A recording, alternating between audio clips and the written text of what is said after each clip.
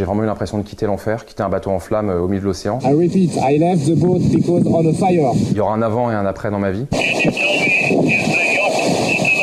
There is no boat anymore. Je m'appelle Fabrice Amedeo, je suis skipper et j'ai survécu à un naufrage sur la route du Rhum. J'ai commencé à voir le cockpit, donc le fond du bateau, se gondoler. Donc là, j'ai vraiment compris qu'il y avait un incendie. Et à ce moment-là, il y a une espèce de geyser de flammes qui sort en fait de la cabine, ça fait comme un appel d'air. Et je me retrouve au milieu des flammes, à l'arrière de mon bateau. En fait, quand je suis au milieu des flammes, je réfléchis par un instant, je me dis oula, c'est parti quoi. Et donc je pousse le radeau de survie, j'enjambe les filières, donc l'espèce de balcon à l'arrière du bateau, et je saute à l'eau. J'ai réussi à prendre la seule chose qui comptait à bord pour moi, mon alliance. Je pense à ma femme et mes enfants, et je vais faire le job.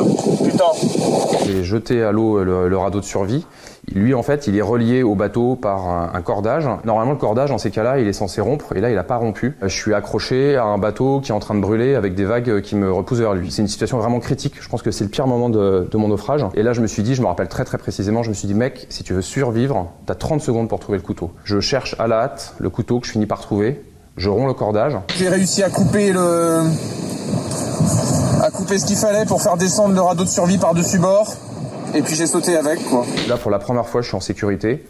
J'assiste avec stupéfaction à mon bateau qui brûle complètement avant de sombrer. Nous, les marins, on a des relations assez fortes avec nos bateaux. Moi, dans ce qui me concerne, c'est toute une tranche de vie. J'y avais investi du cœur, voilà, du temps.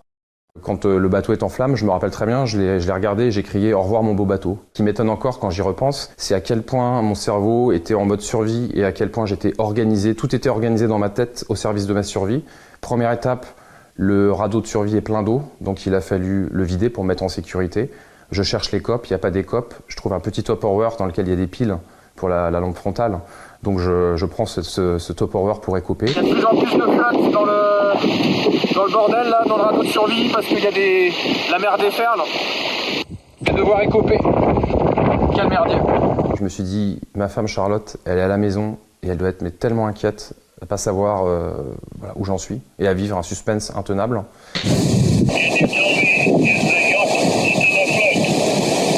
No sir, the boat don't float anymore. J'ai attendu 2h30 dans ma survie. Au bout de 2h30, il y a un cargo de 230 mètres, un porte-conteneur qui est arrivé. Ok les amis, voilà le cargo.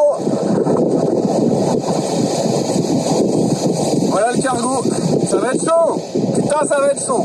À bord du cargo, ils m'ont dit, on a halluciné de ton calme et de la précision de tes gestes. Premiers instants, en fait, il y a une phase d'euphorie, quoi. Je suis sauvé. Donc, en fait, quand j'arrive sur l'espèce d'escalier, il y a un membre d'équipage qui m'attend parce qu'il tirait le radeau de survie jusqu'au cargo. Et donc là, je tombe nez à nez avec lui. Je crois que c'était un Indonésien. Il avait son casque, son bleu de travail, son gilet de sauvetage. Moi, j'arrivais de mon radeau. Enfin, c'est incroyable comme rencontre. J'arrive et je lui tends le bras pour faire le poing pour faire un check. Et là, je me rappelle très bien, il me regarde et il me tend les bras comme ça et il me prend dans ses bras. Les gars sont super sympas. Hello guys! Hey! We did it! Thank you so much! Et puis quelques secondes plus tard, en fait, j'ai les jambes qui se mettent à trembler et je me rends compte que je suis hyper essoufflé, alors que j'ai pas réalisé d'efforts physiques particuliers. Et là, je leur demande de s'écarter, j'ai les jambes qui flageolent un peu, voilà, j'arrive pas à respirer. Du coup, ils m'assoient sur un fauteuil, ils me servent un thé.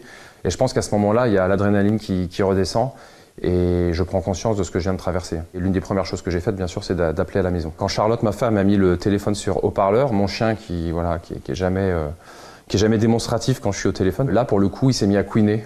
Et donc, je pense pas que le chien ait compris ce qui s'était passé, mais je pense qu'il a senti qu'il y avait vraiment une tension, en fait, de ma famille, de ma femme et de mes enfants. Tout le monde était rassuré de savoir que j'étais en vie. I have a wife, I have 3 daughters at home, and thanks to your help, thanks to this rescue, tomorrow they will have a husband and a father at home, and it's thanks to you. So thank you very much. In memory, thank you so much. I will never forget that you did for me. It's a pleasure, my friend. Thank you so much. See you. Good luck. Safe trip back home. Yeah, thank you. Bye bye. Bye. Voilà, prêt à partir et à quitter l'équipage, le magique équipage.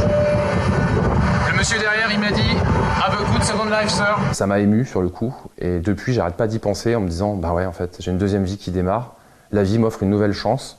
la chance de rebondir, la chance d'être plus fort encore parce que j'ai surmonté quelque chose d'épouvantable. Et donc je suis vraiment dans cet état d'esprit, non pas du rescapé, mais plus de quelqu'un qui on donne une deuxième chance et qui va vraiment la saisir à bras le corps. Donc je me suis pas encore trop offert le luxe de décompresser, et donc du coup je vais très bien parce que je suis dans l'action. Peut-être qu'à un moment ça va retomber. Tout le monde me dit tu vas voir, il y a un moment tu vas faire une déprime. On verra. Pour l'instant je vais bien et je me bats.